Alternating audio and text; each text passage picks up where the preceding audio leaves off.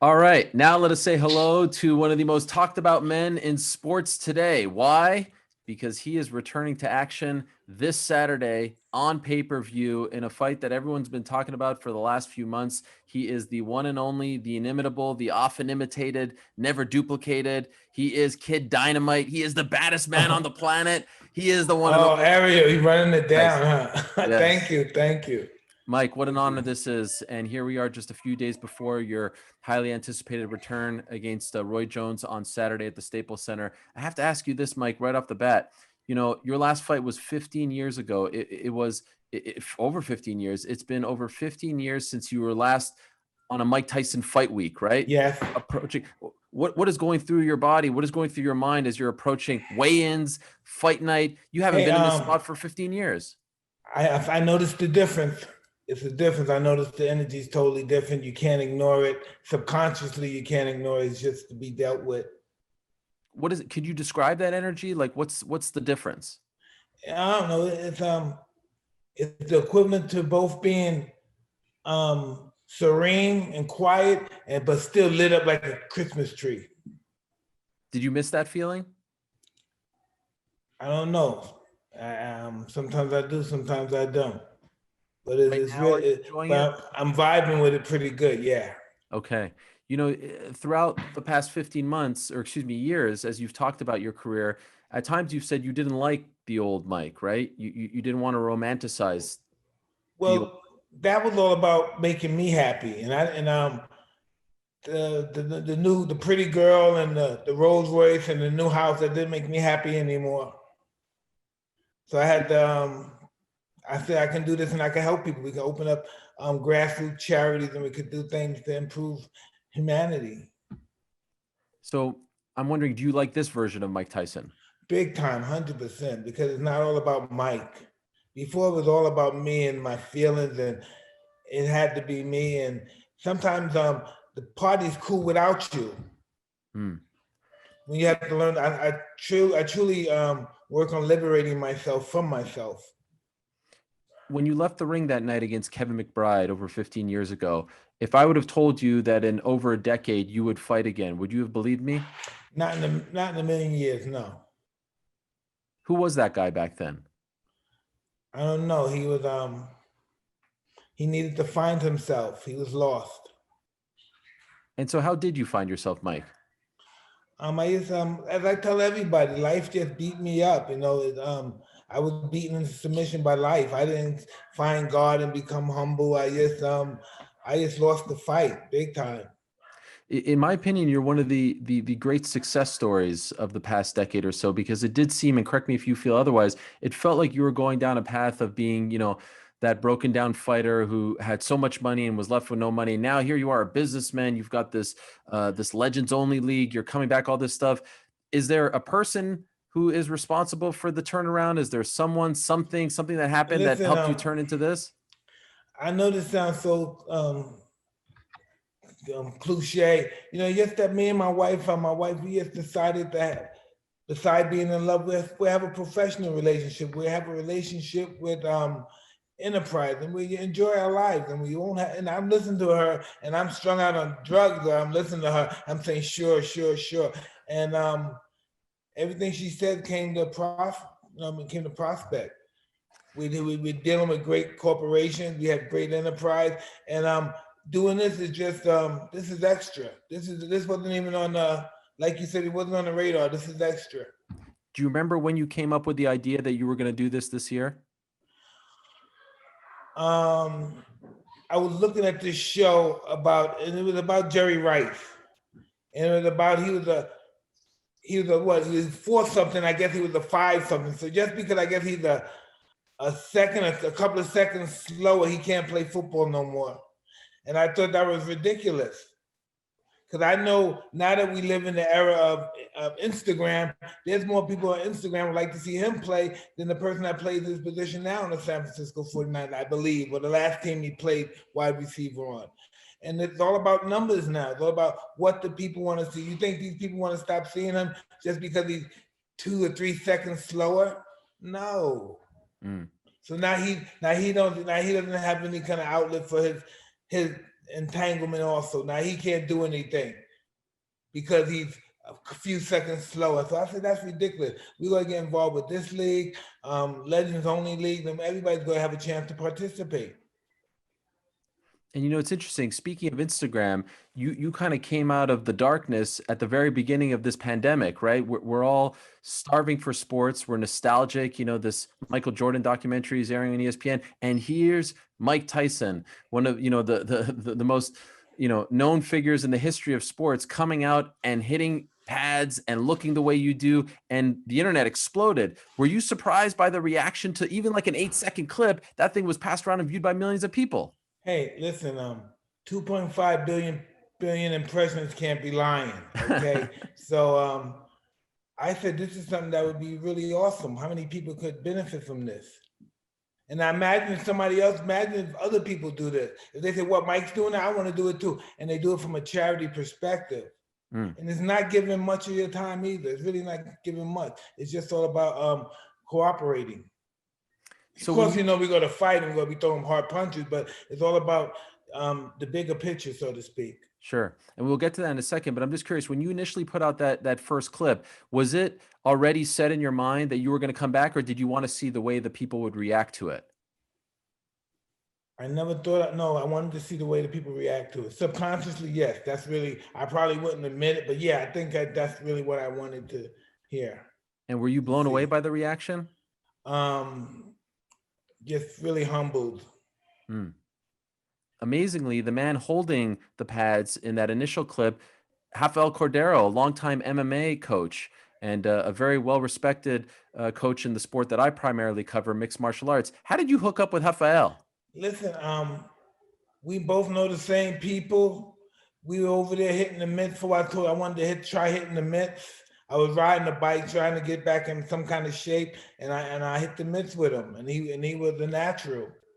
And his energy is more supersedes anything that he does. He has the great fighting energy. That's what the main objective that I have with my camp. His energy is beautiful. And so this fight gets put together, but unfortunately we're still in the pandemic. It's at Staples, but fans can't attend. Does that bum you out? Do you wish that fans could be there? Hey, it's this way for a reason. We're going to view it. People who are willing to view it is going to view it. And I can't fight the energy. It's this way for a reason. So I'm looking forward to making everything sensational, and everybody have a great show.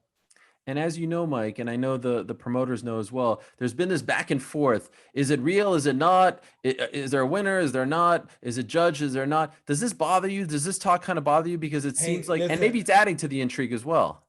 I don't know. Everybody knows me. I'm coming to entertain the audience.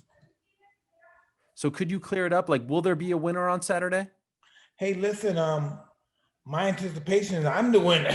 So I don't know anything about the rules.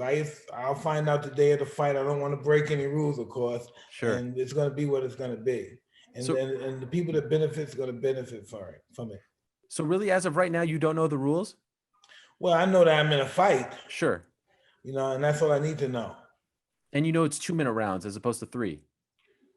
Well, I guess I'm finding that out too, but yeah, I can deal with that too.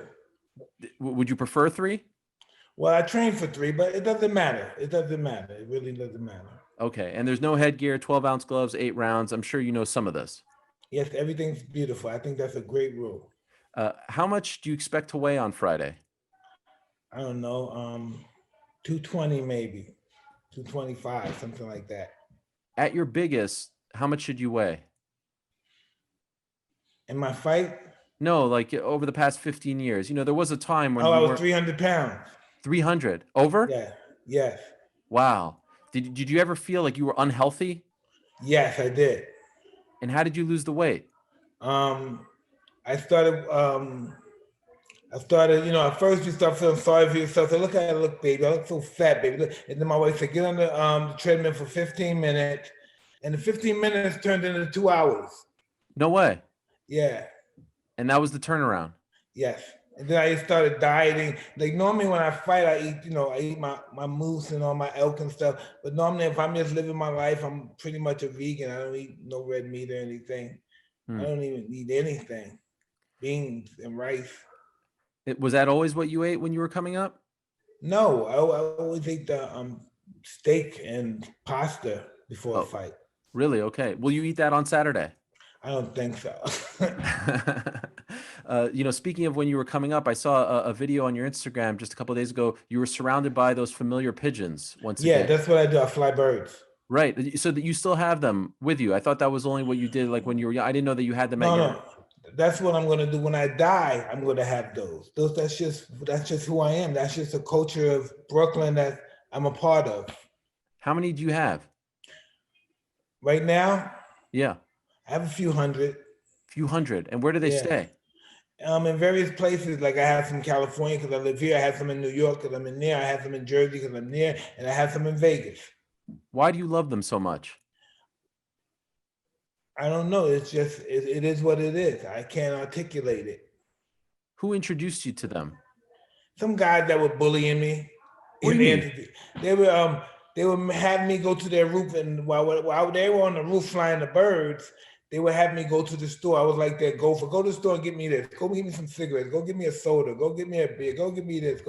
And sometimes the birds they had were like they're really out of condition, so they would land on other buildings. So the other guys would say, "Hey, go in that building and scare him off. Go in that roof and scare him off the roof."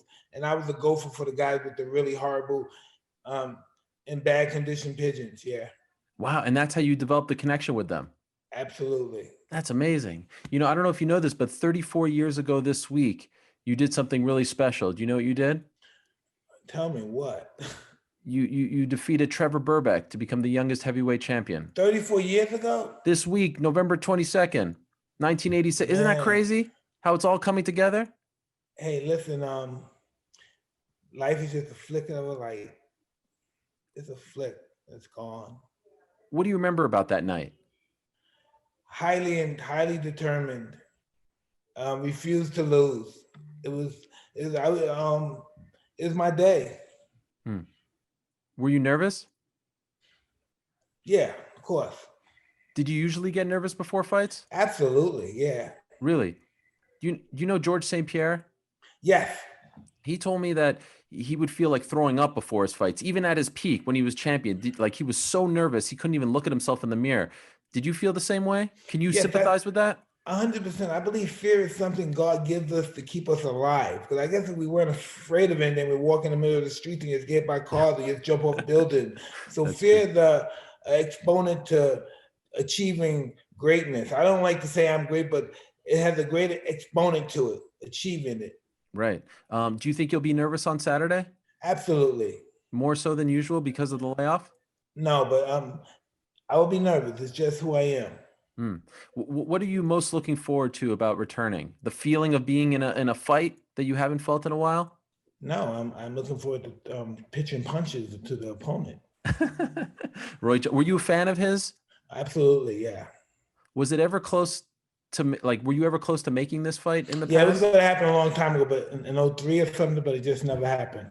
Okay. And what are like? Let's say you go out there, you beat him, and you look fantastic, and you feel fantastic. Is this the beginning of a whole new chapter in your life? Is this the beginning of a new run? Nah, get out of here. This is all for a bigger picture, man. This is not even about me. What do you mean? This is about what we say, our charities, and we open up our grassroots charities and helping people. This is just what it's all about. Listen, I'm not trying to be Mother Teresa or anything, but listen, I'm not Charles Manson either. You know, life is beautiful. Okay, And so I'm very grateful. you're done after Saturday.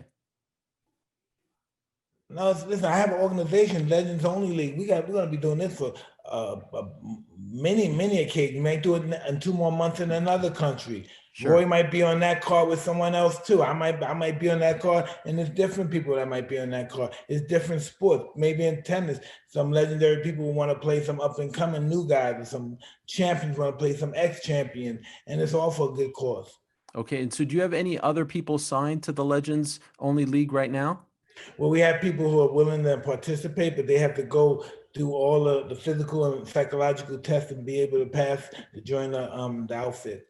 Okay. And a report came out earlier this week that you're getting 10 million for this fight, but you've also said it's for charity, right? Hey, listen, everything I did is all people that worked for this are going to get their pay. Everybody's going to get their money, but most of my stuff is basically for charity. It's grassroots. And which charity? I haven't got no $10 million either, but just all the grassroots charities, some for my friends in Brooklyn, just all around, the ones that we're associated with. I also saw that it's breaking pre-pay-per-view buy records. Like people are ordering already. How many pay-per-views do you expect to sell come Saturday? Like what's a good number? What's an impressive number for you? I don't know anything about that. I just want to perform. My objective is to go in the ring and do my job. All that other stuff is up to the corporation of, Can I ask you just two more things before I let you go? Jim Gray is doing the post-fight interviews. You've had many great interactions with him. Absolutely. And others after fights. What's your favorite post-fight interview? Spinal, huh? That one? Yeah, somebody, I don't even know. It's ridiculous. I said some ridiculous stuff. I was smoking too much weed at that time, and I said ridiculous stuff, and it stuck with me. Can I tell you my favorite? Go for it. My favorite is the one where you said, Alexander, I'm Alexander. He's not the great, I'm the great. Praise be to Allah. You remember that one? Yeah, I'm a really interesting guy. Did you not like that one?